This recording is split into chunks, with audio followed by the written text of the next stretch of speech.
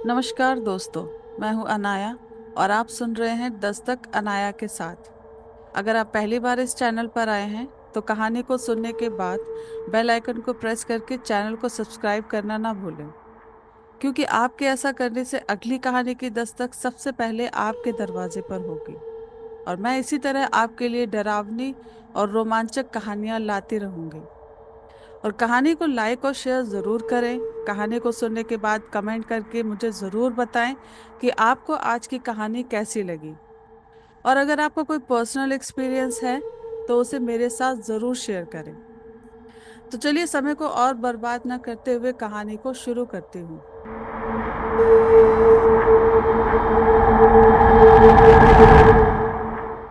दोस्तों, आज की हमारी कहानी सोनाली की है, जो एक कॉलेज स्टूडेंट है।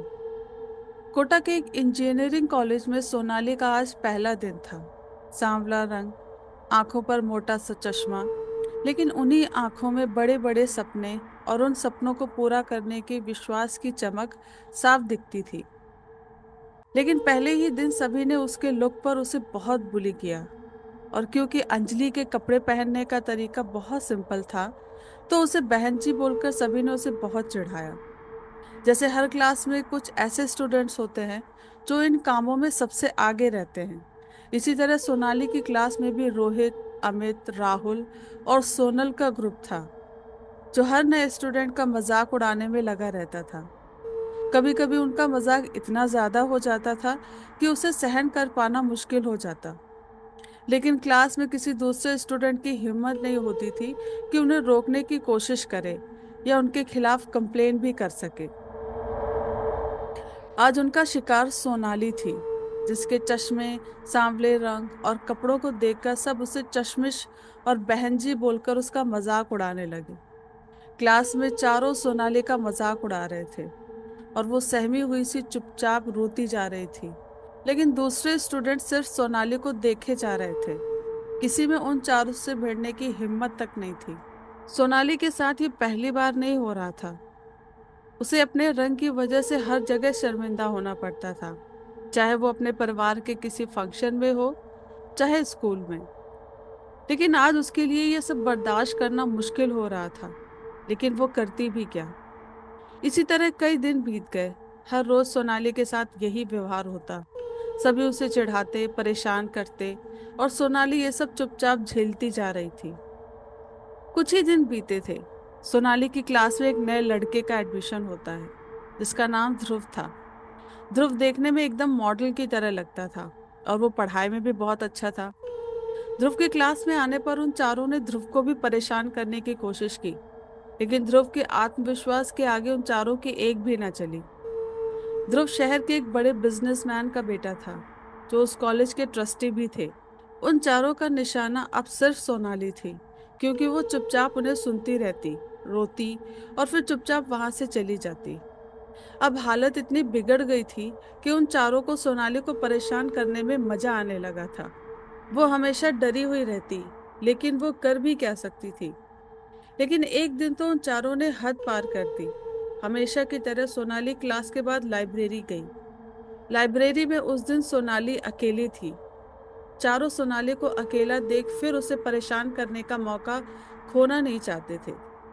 चारों ने उसे बहुत ट्रोल किया, उसका चश्मा भी छीन लिया। उस दिन सोनाली अपनी भावनाओं को कंट्रोल नहीं कर पाई और वो जोर जोर से रोते हुए अपना चश्मा वापस मांगने लगी। तभी अचानक ध्रुव वहां पहुंच गया और उसने उनसे सोनाली का चश्मा वापस देने को कहा, और कहा कि अगर फिर कभी उन्होंने सोनाली को परेशान किया तो वो कॉलेज के प्रिंसिपल को कंप्लेन कर देगा। वो चारों ध्रुव की बात सुनकर वहां से चले गए। ध्रुव सोनाली की तरफ बढ़ा और बोला, सोनाली, तुम्हें इनसे डरने की बिल्कुल जरूरत नहीं है, और चाहो तो तुम मुझे अपना दोस्त भी समझ सकती हो। ध्रुव की बातें सुनकर सोनाली को एक अजीब सी राहत मिली, और उस दिन के बाद से उन चारों ने सोनाली को परेशान करना भी बंद कर दिया। और अब धीरे धीरे सोनाली और ध्रुव दोनों के बीच बातचीत होने लगी। ध्रुव कभी कभी सोनाली से मजाक भी कर देता। दोनों साथ में कॉलेज की कैंटीन में बैठकर एंजॉय करते। ध्रुव सोनाली की सीट के बगल में बैठता। दोनों मिलकर असाइनमेंट्स करते, कैंटीन में एक साथ चाय पीते। ध्रुव सोनाली की दुनिया का सबसे खूबसूरत हिस्सा बन गया था। समय बीतता गया।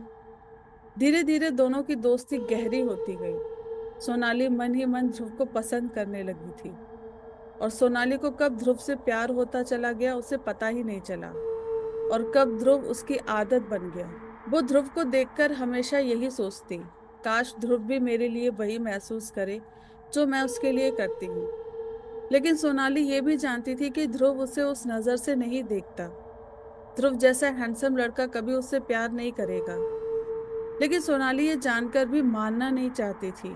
वो अपने दिल को ही छल रही थी, और शायद उससे इसमें सुकून भी मिल रहा था। अगर ध्रुव किसी और लड़की से बात भी करता तो सोनाली को अच्छा नहीं लगता। उसे हमेशा ये डर लगा रहता कि अगर ध्रुव को किसी और से प्यार हो गया तो। समय के साथ उनकी दोस्ती और मजबूत होती गई। ध्रुव उसे सच में बेहद खास समझने लगा था। वो सोनाली को छोटी से छोटी बात बताता, और कभी कभी उसके घर तक उसे छोड़ने भी जाता। फिर एक दिन क्लास में एक नई लड़की आई, नैना। नैना बहुत ही खूबसूरत थी। बड़ी बड़ी आंखें, भूरे लंबे बाल, गोरा रंग, और उसने गुलाबी रंग का सूट पहना था। उसके क्लास के अंदर आते ही पूरी क्लास उसे देखकर फुसफुसाने लगी, और ध्रुव तो उसे देखता ही रह गया। सोनाली को एहसास हो गया था कि ध्रुव नैना की सुंदरता की तरफ खिंचता जा रहा था। ध्रुव नैना से किसी न किसी बहाने से बात करने की कोशिश करने लगा। वो उसकी नोट्स बनाने में मदद करता, उसे चाय का ऑफर देता। सोनाली ये सब देखकर बाहर से तो नॉर्मल दिखने की कोशिश करती, लेकिन उसके मन में एक तूफान उठ रहा था। कहीं ध्रुव मेरी जगह नैना को तो नहीं दे देगा। वो किसी भी कीमत पर ध्रुव को खोना नहीं चाहती थी, इसलिए उसने ध्रुव के कहने पर नैना से दोस्ती भी कर ली। पर कहते हैं ना, समय के साथ सारे गिले शिकवे दूर हो जाते हैं। धीरे धीरे तीनों सच में पक्के दोस्त बन गए। तीनों अब क्लास में एक साथ बैठते, साथ घूमते, मौज मस्ती करते। लेकिन अकेले में शायद अंजलि अभी भी अपने प्यार के अधूरा रह जाने का दर्द महसूस करती थी। एक दिन ध्रुव सोनाली से कहता है, सोनाली, मुझे लगता है मुझे नैना से प्यार हो गया है। क्या मैं उसे प्रपोज कर दूं? मैं उसके लिए कुछ खास करना चाहता हूँ। तू क्या कहती है? सोनाली की दुनिया पल भर में रुक गई। उसका दिल जैसे पत्थर का हो गया था। लेकिन मुस्कुराते हुए बोली, हाँ, नैना एक अच्छी लड़की है। वो तेरे लिए बिल्कुल सही है। मैं तुम दोनों के लिए बहुत खुश हूँ। और हाँ, तुम्हें उसे किसी रोमांटिक तरीके से प्रपोज करना चाहिए। उसके बाद ध्रुव पूरी क्लास के सामने अपने हाथ में एक गुलाब लिए नैना के सामने अपने घुटनों पर बैठ जाता है, और नैना की तरफ देखते हुए कहता है, नैना, मैं तुमसे बहुत प्यार करता हूँ। क्या तुम भी मुझसे प्यार करती हो? नैना ने ध्रुव की तरफ मुस्कुराते हुए देखा और हाँ कह दिया। ध्रुव की खुशी का ठिकाना नहीं था। सोनाली दूर खड़ी ये सब देख रही थी। उसकी सांसें भारी हो रही थी। आंखों में आंसू थे, जिसकी वजह से सब धुंधला दिख रहा था, और दिल जैसे धड़कना ही भूल गया, और एक पत्थर की तरह हो गया था, जो किसी बोझ की तरह लग रहा था। कुछ दिनों के बाद नैना का जन्मदिन आता है। वो अपने सारे दोस्तों को इनवाइट करती है, जिसमें सोनाली और ध्रुव खास थे। सोनाली ने पहले तो मना किया, लेकिन नैना की जिद के आगे उसकी एक न चली। सोनाली नैना के घर पहुंचती है। वो नैना के घर को आश्चर्य से देख रही थी। नैना ने सोनाली का हाथ पकड़ा और बोली, चलो मैं तुम्हें अपना घर दिखाती हूँ। तुम्हारा घर तुम्हारी तरह बहुत खूबसूरत है नैना, सोनाली बोली। नैना सोनाली की तरफ देखते हुए बोली, तुम भी तो बहुत सुंदर हो, चलो मेरे साथ। नैना ने सोनाली का हाथ पकड़ा और अपने साथ अपने कमरे में लेकर गई, और एक खूबसूरत सी ड्रेस निकालकर उसके सामने रख दी, और बोली, ये ड्रेस मेरी तरफ से तुम्हारे लिए। तुम इसे पहनकर तैयार हो जाओ, और फिर तुम्हें यकीन होगा कि तुम सच में बहुत खूबसूरत हो सोनाली। सोनाली ने ड्रेस को छुआ और मुस्कुराने लगी। पार्टी शुरू हुई। सोनाली कमरे से बाहर आई। सब सोनाली को ही देख रहे थे। हल्के मेकअप और खुले बालों में सच में वो किसी परी जैसी लग रही थी।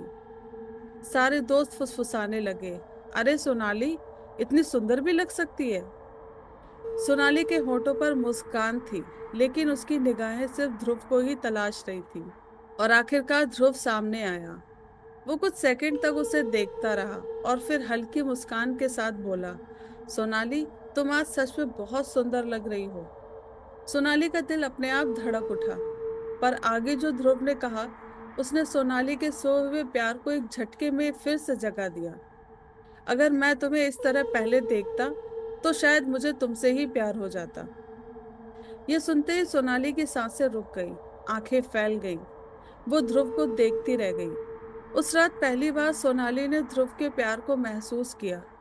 उसे लगा कि वो ध्रुव को अपना बना सकती है। पार्टी खत्म हुई, सब अपने अपने घर चले गए।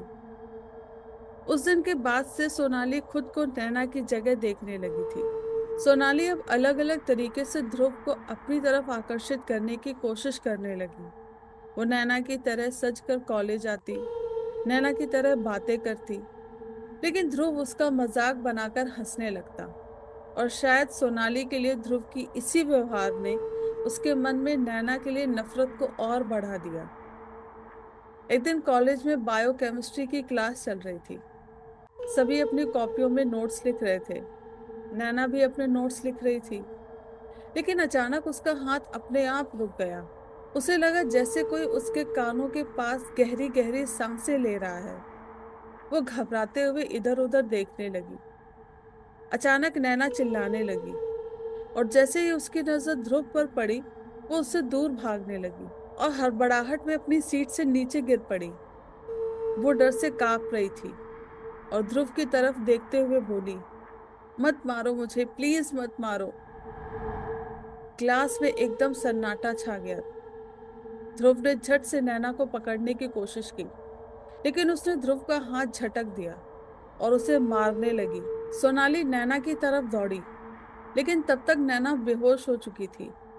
ध्रुव दौड़कर नैना के पास आया और उसे संभालते हुए बोला, नैना, ये तुम्हें क्या हो रहा है? ध्रुव, इसकी हालत तो बहुत खराब लग रही है, सोनाली बोली। नैना, मैं तुम्हें कुछ नहीं होने दूंगा, ध्रुव घबराते हुए बोला। सोनाली ने नैना के चेहरे पर पानी की कुछ छींटे मारी और थोड़ी देर में नैना को होश आ गया। आंख खुलते ही वो देखती है कि सब उसे घूर रहे थे, और वो ध्रुव से बोली, ध्रुव, मैं यहाँ कैसे? तुम्हें कुछ भी याद नहीं है क्या नैना? ध्रुव बोला। क्या याद नहीं है? तुम क्या कहना चाहते हो? इससे पहले कि ध्रुव और कुछ कहता, सोनाली बोली, नैना, क्या तुम्हें सच में कुछ याद नहीं है? तुम अचानक से क्लास में चिल्लाने लगी थी और तुम ध्रुव को बार बार कह रही थी, मुझसे दूर रहो, मुझे मत मारो। और तुमने ध्रुव को थप्पड़ भी मारा जब वो तुम्हारी मदद करने की कोशिश कर रहा था। सोनाली की बातें सुनकर नैना की आंखें भर आईं। वो बोली, ध्रुव, मुझे माफ कर दो, मैंने ये जानबूझकर नहीं किया। ध्रुव नैना को तसल्ली देते हुए बोला, नैना, तुम्हें माफी मांगने की कोई जरूरत नहीं, मैं हमेशा तुम्हारे साथ हूँ। ध्रुव को कई दिनों से नैना कुछ बदली बदली लग रही थी। वो हमेशा चुप सी और कहीं खोई हुई सी रहने लगी थी। बार बार अपने बालों को झटकती रहती और अपने कानों पर हाथ मारती रहती, जैसे कुछ हटाने की कोशिश कर रही हो। और किसी के बुलाने पर अचानक चौंक जाती, और उसके चेहरे पर किसी अनजानी चीज का डर हमेशा बना रहता था। ध्रुव से नैना का ये हाल देखा नहीं जा रहा था। एक दिन नैना और ध्रुव कॉलेज की कैंटीन में बैठे थे। एक दिन नैना और ध्रुव कॉलेज की कैंटीन में बैठे थे। ध्रुव ने नैना की तरफ देखा। नैना बार बार इधर उधर देख रही थी, जैसे उसे किसी का डर हो। ध्रुव को यह सही मौका लगा। वो बोला, नैना, क्या तुम मुझसे कुछ छुपा रही हो?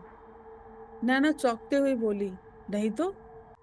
ध्रुव बोला, नहीं, कुछ तो है। मैं कई दिनों से तुम्हें देख रहा हूँ। तुम हमेशा डरी हुई सी रहती हो, और अभी देखो, यहाँ एसी चल रहा है और तुम्हारे माथे से पसीना टपक रहा है। तुम्हें किसी से डरने की कोई जरूरत नहीं। मुझे बताओ, मैं हूं ना तुम्हारे साथ। नैना ध्रुव की तरफ देखती हुई बोली, मुझे बचा लो ध्रुव, मैं पागल हो रही हूँ। वो मुझे मार देगा। मैं जहां भी जाती हूँ वो हमेशा मेरे साथ रहता है। इतना कहते ही नैना के चेहरे के भाव बदल जाते हैं और वो वहां से चली जाती है। ध्रुव उसे रोकने की कोशिश करता है लेकिन नैना नहीं रुकती। ध्रुव अकेले बैठा सोचने लगता है कि आखिर नैना उससे क्या कहना चाहती थी, लेकिन उसे कुछ समझ नहीं आता। नैना रोज कॉलेज आती, लेकिन वो सभी से कटी कटी रहती थी। ध्रुव और सोनाली उसे हंसाने की कोशिश करते, लेकिन नैना पर कोई असर नहीं होता था।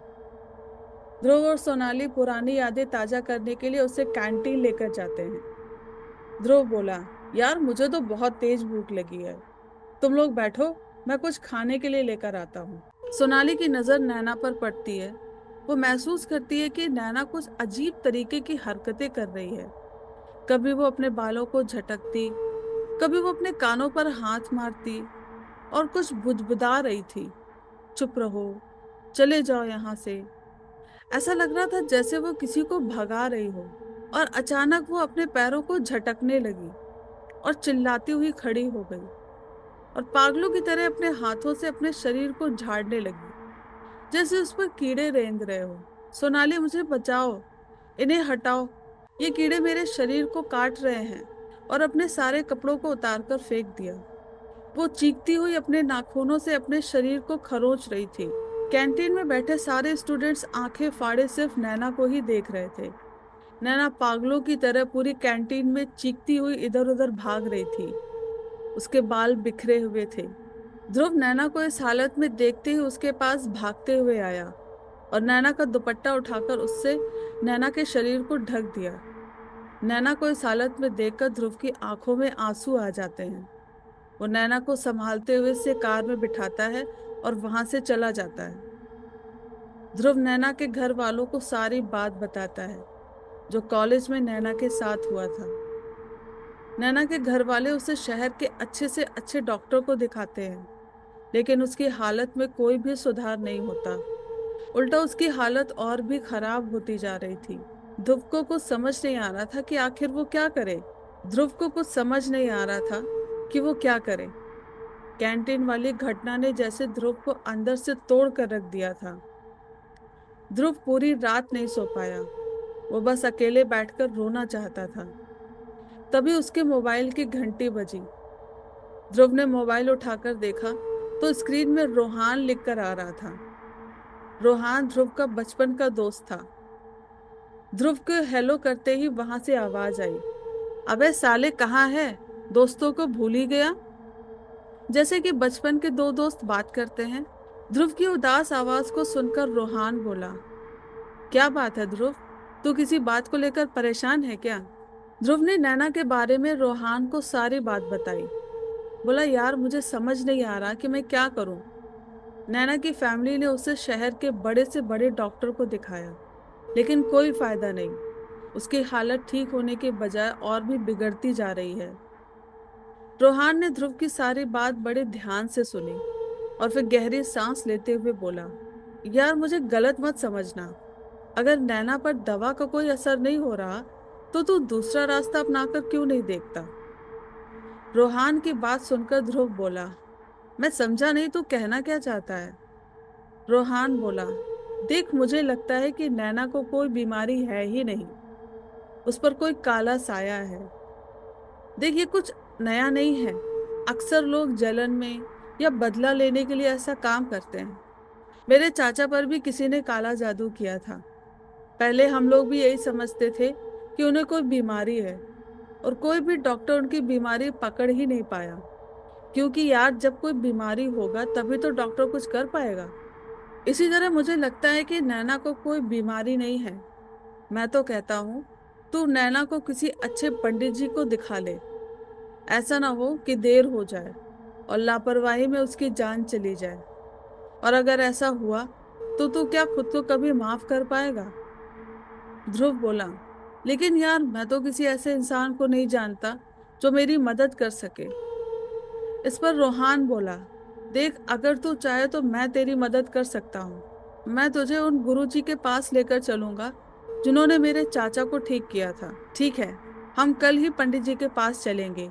मैं किसी भी कीमत पर नैना को खो नहीं सकता, ध्रुव बोला। अगले दिन रोहान और ध्रुव नैना के घर पहुंचे। नैना की माँ का रो रो कर बुरा हाल था। ध्रुव को देखते ही नैना की माँ उसके पास आई। बोली, बेटा नैना की हालत बहुत खराब है। रात भर उसके कमरे से अजीब अजीब आवाजें आ रही थी और आज तो उसने खुद को मारने की भी कोशिश की। अभी वो अपने कमरे में बेहोश पड़ी है। हमसे उसकी ये हालत देखी नहीं जाती। ध्रुव और रोहान धीरे धीरे नैना के कमरे की तरफ बढ़ते हैं। कमरे का दरवाजा खुला हुआ था और नैना अपने बिस्तर पर बेहोश पड़ी थी। कमरे में दम घोंटने वाली शांति पसरी थी और पूरे कमरे में एक अजीब सी सीलन की बू आ रही थी। पलंग के नीचे से आती हुई ठंडी हवा साफ महसूस हो रही थी, जैसे कोई वहां से उनकी हर हरकत पर नजर रखे हो। ध्रुव बोला, रोहान, इससे पहले कि नैना होश में आए हमें गुरुजी के पास पहुंचना होगा। ध्रुव ने नैना के हाथ पैर एक रस्सी से बांध दिए, जिससे होश में आने पर वो खुद को या ध्रुव और रोहान में से किसी को नुकसान न पहुंचा सके। उसने नैना को पिछली सीट पर लिटाया और धीरे से कार के दरवाजे को बंद कर दिया। रोहान आगे वाली सीट पर बैठ गया। उसने बैक मिरर से नैना को देखा। वो अभी भी बिना किसी हलचल के सीट पर बेहोश पड़ी थी। रोहान ध्रुव की तरफ देखते हुए बोला, ध्रुव, अंधेरा हो रहा है, गाड़ी भगा। हमारे पास ज्यादा समय नहीं है। इससे पहले कि ये होश में आए और हमारे लिए कोई नई मुसीबत खड़ी हो जाए, हमें गुरुजी तक पहुंचना होगा। ध्रुव ने चाबी घुमाई और गाड़ी का इंजन एक गरज के साथ स्टार्ट हो गया। ध्रुव ने एक्सीलेटर दबाया और गाड़ी को भगाया। समय जैसे रेत की तरह हाथ से निकलता जा रहा था और मंजिल अभी भी दूर थी। अचानक गाड़ी के अंदर ठंड बढ़ने लगी। ठंड इतनी ज्यादा हो गई थी कि सांस लेना भी मुश्किल हो रहा था। तभी अचानक स्टीयरिंग अपने आप दाएं तरफ मुड़ गई, जैसे किसी अदृश्य ताकत ने ध्रुव के हाथ को हटाकर खुद स्टीयरिंग पकड़ लिया हो और गाड़ी अपने आप आगे बढ़ते हुए सामने एक बड़े से पेड़ से टकरा गई। रोहान बोला, भाई, ये क्या कर रहा है? ध्यान से चला, हम मर भी सकते थे। ध्रुव बोला, यार ऐसा लगा जैसे किसी ने जानबूझकर मेरा हाथ स्टीयरिंग से हटाकर गाड़ी के कंट्रोल को अपने हाथ में ले लिया हो। दोनों ने पीछे मुड़कर देखा। नैना अभी भी बेहोश पड़ी थी। गाड़ी में इतनी खामोशी थी कि उसमें उन्हें अपनी धड़कनों की आवाज साफ सुनाई दे रही थी। ध्रुव ने लंबी सांस ली और गाड़ी फिर स्टार्ट की। उसके हाथ कांप रहे थे और माथे से पसीना टपक रहा था। शहर पीछे छूट चुका था और अब वो ऐसे सुनसान रास्ते पर थे जहां दूर दूर तक कोई आदमी नहीं था। सड़क के दोनों तरफ घने पेड़ थे और आसमान काले बादलों से घिरा हुआ था। वो जैसे जैसे आगे बढ़ रहे थे, गाड़ी के अंदर का माहौल और भी ठंडा और भारी हो रहा था। और तभी अचानक टप टप टप की आवाज आने लगी, जैसे बारिश हो रही हो। रोहान ने गाड़ी से बाहर झांक कर देखा। बारिश नहीं थी, फिर भी फ्रंट ग्लास पर कुछ टपकने की आवाज आ रही थी, कुछ लाल रंग का। और देखते ही देखते पूरा शीशा लाल हो गया। ऐसा लग रहा था जैसे आसमान से खून की बारिश हो रही हो। ध्रुव ने तुरंत वाइपर चालू किया, लेकिन कुछ भी साफ साफ देख पाना मुश्किल हो रहा था। और तभी दोनों को किसी के गुर्राने की आवाज आई।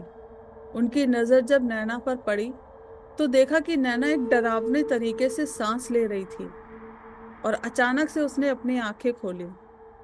ये देखकर दोनों के हाथ पैर डर के कारण ठंडे पड़ने लगे और ध्रुव के हाथ स्टीयरिंग से फिसलने लगे। गाड़ी पूरी सड़क पर इधर उधर भागने लगी। रोहान बोला, ध्रुव, संभाल कर गाड़ी चला, हम पहुंचने ही वाले हैं। और जैसे ही काली डूंगरी का पहाड़ी रास्ता शुरू हुआ जहां गुरुजी की कुटिया थी, नैना की तेज सांसों की आवाज पूरी गाड़ी में गूंजने लगी और फटी हुई आवाज में बोलने लगी, मुझे ये जगह पसंद नहीं। उसकी आंखों की पुतलियां एकदम सफेद हो गई थीं। रास्ते में चारों तरफ अंधेरा था, बस गाड़ी की हेडलाइट से धुंधला धुंधला दिख रहा था। रास्ता और भी सकरा और कच्चा हो गया था। अचानक से गाड़ी की हेडलाइट अपने आप बंद हो गई और पूरी सड़क अंधेरे में डूब गई। ध्रुव ने ब्रेक मारा, दोनों का दिल इतनी जोर से धड़क रहा था मानो छाती में छेद करके बाहर आ जाएगा। रोहान बोला, ध्रुव, हम गुरुजी की कुटिया तक लगभग पहुंच ही गए हैं। ये हमें डराकर रोकना चाहता है। हिम्मत मत हारना। रोहान ने अपने मोबाइल की लाइट जलाई। बोला, ध्रुव, मुझे गुरुजी की कुटिया दिखाई दे रही है। हमें किसी तरह नैना को वहां तक ले जाना होगा। ध्रुव ने गाड़ी स्टार्ट करने की कोशिश की, लेकिन वो टस से मस नहीं हुई। वहीं पीछे से आवाज आई, तू कुछ भी कर ले, इसे बचा नहीं सकता। बहुत देर हो गई है। और नैना उल्टी सांसें लेने लगी। उसके चेहरे पर दरारें पड़ने लगती हैं, जैसे उसके चेहरे की नसें फट रही हों। वो दर्द से तड़प रही थी। और इसी बीच वो अपनी आंखें खोलती है और ध्रुव की तरफ देखकर रोने लगी। ध्रुव, मुझे बचा लो, मैं मरना नहीं चाहती। और इतना बोलते ही उसकी आंखें पलटने लगी और वो उल्टी सांसें लेने लगी। ध्रुव हनुमान जी को याद करते हुए पूरी ताकत से चाबी घुमाता है। गाड़ी स्टार्ट हो जाती है और वो पूरी जान लगाकर गाड़ी भगाता है और सीधे गुरुजी की कुटिया के सामने रोकता है और भागते हुए गुरुजी के पास जाता है। इससे पहले कि वो कुछ बोल पाता, गुरुजी बोले, बहुत प्यार करता है उससे और उसे बचाना चाहता है, लेकिन वो ऐसा नहीं चाहती। ध्रुव चौंकते हुए बोला, कौन नहीं चाहता गुरुजी? मैं समझा नहीं। वही जो नहीं चाहती कि तू किसी और का हो, और जिसने इस लड़की पर काला जादू किया है। उसकी नफरत इतनी ज्यादा है कि उसने इसे तेरी जिंदगी से हटाने के लिए इस आत्मा को इस लड़की के पीछे लगाया है। पर तू चिंता मत कर, इसे कुछ नहीं होगा। गुरुजी बोले, गुरुजी, आप नैना को बचा लीजिए। मैं उसे खोना नहीं चाहता। और वो कौन है जो नैना को मारना चाहता है? इससे पहले कि गुरुजी कुछ बोलते, बाहर से रोहान के चिल्लाने की आवाज आई। गुरुजी बोले, उसे मेरी कुटिया के अंदर लेकर आओ, लेकिन ध्यान रखना, वो इतनी आसानी से उसे मेरे पास नहीं आने देगा। तो सच्ची मोहब्बत के साथ उसको आवाज लगाना। वो तेरी आवाज सुनेगी और उस आत्मा से लड़ने में तेरा साथ देगी। ध्रुव नैना के पास जाता है और उसका हाथ पकड़ते हुए कहता है, नैना, मैं जानता हूं कि तुम मुझे सुन सकती हो। तुम्हें हमारे प्यार की खातिर इस आत्मा से लड़ना होगा। हिम्मत मत हारना। मैं हमेशा तुम्हारे साथ हूँ। नैना का शरीर झटके खाने लगा। ध्रुव और रोहान उसे पकड़कर गुरुजी की कुटिया के अंदर लेकर जाते हैं। कुटिया की दहलीज पर पैर रखते ही वो अपने आपे से बाहर हो जाती है और चिल्लाने लगती है, अंदर नहीं जाऊंगी। इतने में गुरुजी हाथ में त्रिशूल लिए उसके सामने आकर खड़े हो जाते हैं। नैना उन्हें देखकर जोर से हंसने लगती है और थोड़ी देर में अचानक अपने आप शांत हो जाती है और उसकी आंखें पलटने लगती हैं। ये देखकर गुरुजी की आंखें एक पल के लिए फैल जाती हैं और उनके चेहरे पर पहली बार चिंता दिखाई दे रही थी। और नैना की तरफ हैरानी से देखते हुए बोलते हैं, हे महाकाल, ये तो पता था कि इस लड़की को ये दिन देखना पड़ेगा, लेकिन इतनी जल्दी इसका अंदाजा नहीं था। अचानक नैना की गर्दन झटके से पीछे मुड़ी और आंखों की पुतली एकदम सफेद पत्थर की तरह हो गई। पीछे हट जाओ, इसकी आंखों में इंसान नहीं कोई और देख रहा है। अगर थोड़ी देर और हो जाती तो ये लड़की यहाँ तक नहीं पहुंच पाती। गुरुजी ने अपने त्रिशूल को, जो उन्होंने अपने हाथ में पकड़ा हुआ था, उसे नैना के बगल में जमीन पर गाड़ दिया और मंत्र पढ़ने शुरू किए। जैसे ही मंत्र उनके होठों से निकले, नैना हवा में 3 फुट ऊपर उठ गई और हंसने लगी। ये हंसी नैना की नहीं थी। वो आवाज एकदम ठंडी और रूह कपा देने वाली थी। गुरुजी गंभीर आवाज में बोले, वो आ गया है। अचानक नैना का सर एकदम उल्टा घूम गया। बोली, तू रोकेगा मुझे? अब ये मेरी है। इसकी सांसें, इसका खून, सब मेरा हो चुका है। अचानक कुटिया के अंदर रखा सामान अपने आप गिरने लगा। गुरुजी गरजते हुए बोले, बस, बहुत हुआ। सामने आ। इस निर्बल शरीर के पीछे छुपकर खुद को ताकतवर साबित करना चाहता है।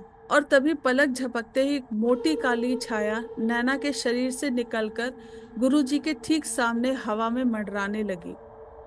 उसका चेहरा नहीं था, और उसके बाहर आते ही चारों तरफ एक अजीब सी सड़न फैल गई, जैसे किसी जले हुए मांस की बदबू हो। आत्मा गुर्राई, तू रोकेगा मुझे? तू मुझे नहीं रोक सकता। गुरुजी मुस्कुराए, ऐसी मुस्कान जिससे मौत भी डर जाए। वो बोले, मैं रोकने नहीं, तुझे समाप्त करने आया हूं। वो काली परछाई गुरुजी के सामने मंडरा रही थी, और नैना जमीन पर एकदम निर्जीव पड़ी थी। उसकी सांसें टूट रही थी, होंठ नीले, और आंखों से खून की पतली धार बह रही थी। वही कोने में खड़े रोहान को लग रहा था जैसे वो अपनी जिंदगी की आखिरी रात देख रहा हो। गुरुजी गरजते हुए बोले, तू बंधन तोड़कर आया है, मगर अब तेरा अंतिम समय शुरू हो गया है। काली परछाई चीखी। चीख इतनी तेज थी कि ध्रुव और रोहान ने अपने कानों को कसकर बंद कर लिया, और अचानक परछाई गुरुजी पर झपटी। गुरुजी के चारों तरफ आग की लपटें फैल गई, जिसे देख आत्मा पीछे हट गई। गुरुजी आसमान की ओर देखते हुए बोले, हे अग्निदेव, इस आसुरी शक्ति को स्वीकार करें। गुरुजी ने जोर की दहाड़ लगाई।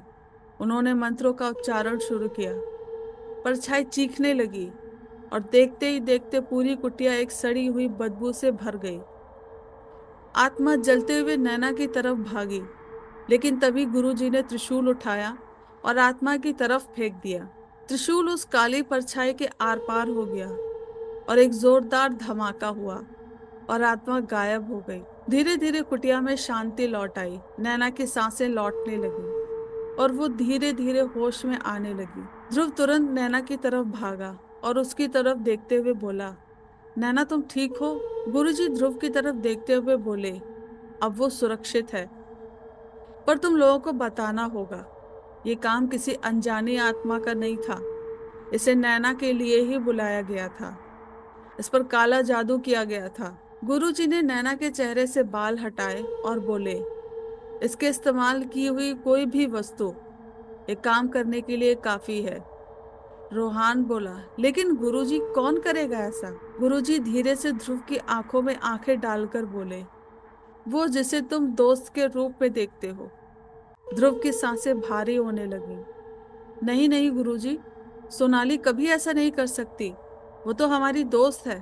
सच दर्द देता है बेटा। गुरुजी उसे रोकते हुए बोले, वो तुझसे प्यार करती है, और नैना के लिए तेरा प्यार उसे मंजूर नहीं था, इसलिए उसने दोस्ती नहीं जुनून पाला था। तुम्हें किसी और के साथ देखकर उसके अंदर की जलन ने अंधेरी शक्तियों को बुलाया। गुरुजी ने ध्रुव के कंधे पर हाथ रखा, बोले, नैना से कुछ मत छुपाना, वरना अंधेरा वापस आ सकता है। तीनों ने गुरुजी का आशीर्वाद लिया और घर के लिए निकल पड़े। ध्रुव के बहुत समझाने पर नैना ने वापस कॉलेज में आने का फैसला लिया। उस दिन दोनों बहुत दिनों के बाद कॉलेज आए, और जैसे ही सोनाली की नजर नैना पर पड़ी, वो पल भर के लिए रुकी और फिर ध्रुव की ओर बढ़ी, जैसे कुछ हुआ ही ना हो, और झूठी मुस्कान के साथ नैना का हाथ पकड़ते हुए पूछने लगी, नैना तुम ठीक हो? मैंने सुना तुम्हारी तबीयत खराब थी। ध्रुव ने सोनाली का हाथ झटक दिया और दहाड़ते हुए बोला, बस करो। कितना नाटक करोगी? हमें सब पता चल गया है, सब कुछ। नैना के साथ जो कुछ हुआ वो किसी बीमारी की वजह से नहीं, तुम्हारे किए हुए काले जादू की वजह से हो रहा था। कॉरिडोर में खड़े सभी लोग सोनाली की तरफ देखने लगे। सोनाली के होंठ कांपने लगे, लेकिन अपने आप को संभालते हुए बोली, ध्रुव, ये क्या बकवास कर रहे हो? मैं ऐसा क्यों करूंगी? ध्रुव आगे बढ़ते हुए बोला, गुरुजी ने मुझे सब कुछ बता दिया है कि कैसे तुमने नैना के जन्मदिन पर चुपके से उसका सामान चुराया था। तुम नैना से जलती थी, क्योंकि मैं नैना से प्यार करता हूँ, और तुमसे ये बर्दाश्त नहीं हुआ। तुम नैना की सुंदरता से जलती थी। मैं तुम्हें अपना दोस्त मानता था सोनाली, और तुमने क्या किया? तुम्हारी वजह से नैना की जान भी जा सकती थी। सोनाली, तुम्हारा सिर्फ तन ही नहीं, मन भी उतना ही काला है। मुझे खुद से घिन आ रही है कि मैंने तुम्हारे जैसी लड़की से कभी दोस्ती भी की थी। सोनाली अंदर से टूट रही थी, और भरी हुई आवाज में बोली, और मैं क्या करती? तुम पहले थे जिसने मुझे अपना दोस्त बनाया, मेरी खुशियों का ख्याल रखा, और मुझे पता ही नहीं चला कि मुझे कब तुमसे प्यार हो गया। सब ठीक जा रहा था, तभी नैना हमारी दोस्ती के बीच में आ गई। और तुम्हें इससे प्यार हो गया? मैंने ये कड़वा घूंट भी पी लिया। लेकिन मेरे सपने उस दिन मेरा साथ छोड़ दिया, जब नैना के बर्थडे पार्टी में तुमने मुझसे प्यार भरी नजरों से देखते हुए कहा था कि अगर मैं उस तरह पहले तुम्हारे सामने आती तो तुम मेरे होते। तुम किसी से प्यार नहीं कर सकती, मैं तुम्हारी शक्ल भी नहीं देखना चाहता। और इतना बोलकर ध्रुव वहां से चला गया।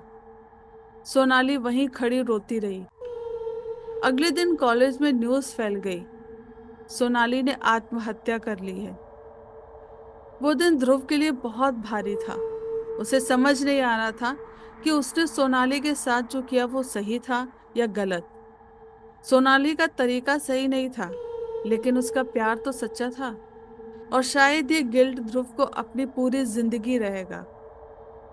तो दोस्तों, ये थी हमारी आज की कहानी। मुझे उम्मीद है कि आपको कहानी पसंद आई होगी। कमेंट करके मुझे ज़रूर बताएं, और चैनल को सब्सक्राइब करके मुझे मोटिवेट करते रहें, जिससे मैं इसी तरीके की डरावनी और रोमांचक कहानियां आपके लिए लाती रहूं।